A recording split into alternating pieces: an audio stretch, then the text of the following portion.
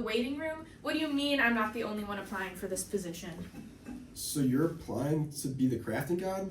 I wasn't aware that you would be here. Well, this is kind of formality considering I'm the god of the forge. But I'm the patroness of spinning and weaving.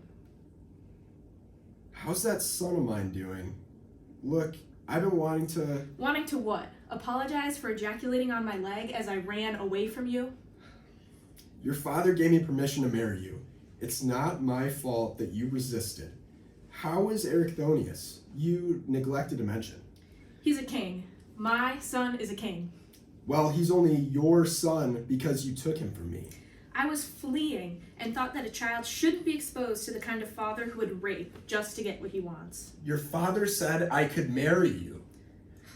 That is in the past. We shall see who is awarded the title of God of all trades and crafts. Alright, here we are. Here, my wife. We must decide today who will bear the title of God or Goddess of all trades and crafts. Yes, of course. Our first interview is with my beautiful daughter, Athena, the gray-eyed maiden who was born from my very own mind. Her mind and strategy is only second best to me, of course. And our second is with Hephaestus, who Is my own son, who happens to make your lightning bolts. And we will make sure to treat both gods equally, won't we, Zeus? Yeah, of course, my wife. Don't worry, I'm a fair god. Shall we bring out our beautiful owl-eyed Athena? Of course, my Zeus. Here you go. Hello, Athena. How are you? Just well, thank you. And yourself? Couldn't be better. We'll get started, and I'll start us off. You're interviewing for the position of Goddess of Trades and Crafts. What are your qualifications? First off, I am the best weaver. Just look at this tapestry I made. Ooh, And I know carpentry. very good. A mere mortal named Arachne once believed that she could best me in my craft. And let's just say I dealt with her. How did you deal with her? After she offended me and the other gods, I challenged her to a contest of weaving. I won, of course, and she hung herself in shame. When I saw her, I took pity upon the mere mortal and granted her life. I turned her into a spider, where she could live the rest of her life doing the craft she loved the most. Wow, what a story. How would you say this applies to your potential new role? Well, when my character is questioned, I stand up for myself. When the gods are slighted, I stand up for them. I'm a protector. I'm a protectress of cities, and my practical knowledge knows no bounds. I teach my tactics, skills, and discipline to others, and protect them on their journeys. I built the first chariot, the first boat, spun the first string. I established law. No other candidate can even compete with me. She's quite right. But what motivates you? Well, many things motivate me.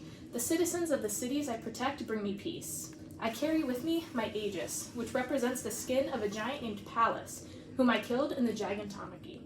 It represents what I fight for, what I strategize for, why I protect. See, she meets our qualifications. But her vanity.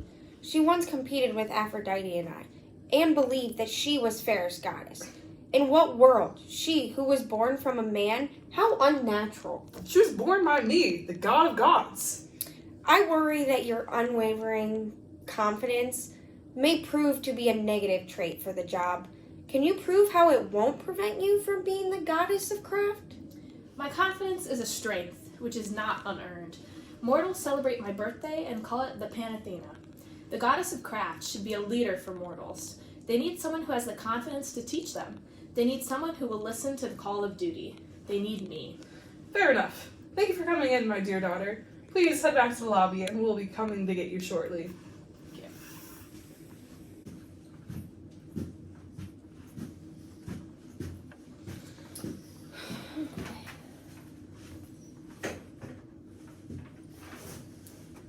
Here's my resume.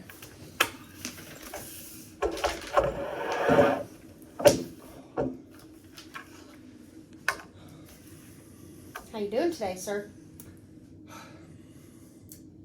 I'm doing good. Yeah, I'm doing good. thanks for coming out of your volcano for this. It's not often I leave my workshop. You should come visit sometime. My Cyclope friends and automatons are often all that keeps me company. Yeah, for sure. I'd love to do that. Let's get started. We as gods have certain standards for looks. How do you plan to overcome your ugliness if we give you this title? So this is how it's gonna go, huh? You're lucky Dionysus got me drunk. Otherwise, you might still be stuck on that golden throne I made for you. Thetis and her nymph friends would have done us all a favor if they had left you in the ocean. I mean, how can a cripple like you be good for anything? I am forever grateful to Thetis and her kindness for taking me in after you threw me from Olympus into the ocean, Mom.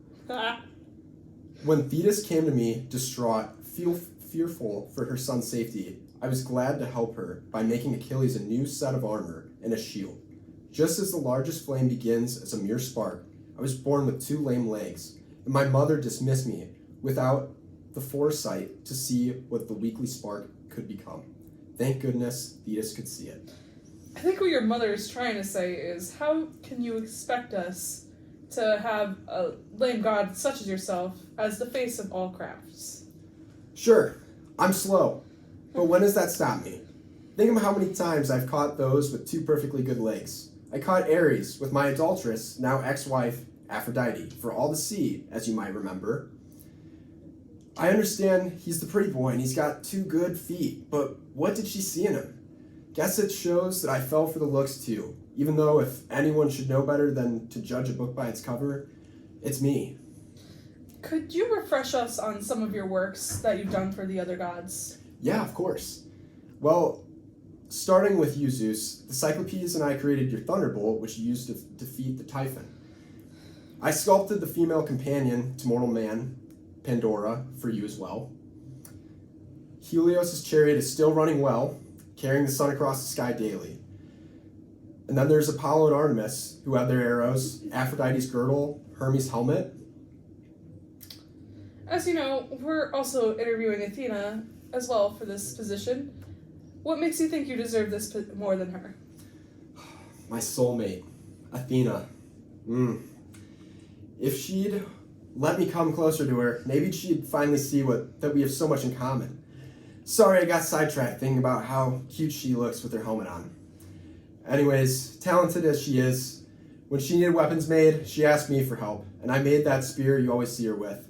The gods of Mount Olympus know if they need something made, I'm always happy to help. Thanks for coming in. Thank you for having me. We'll meet with you soon. Don't forget your tools. Would you like a resume, sir? I think you'll be needing that.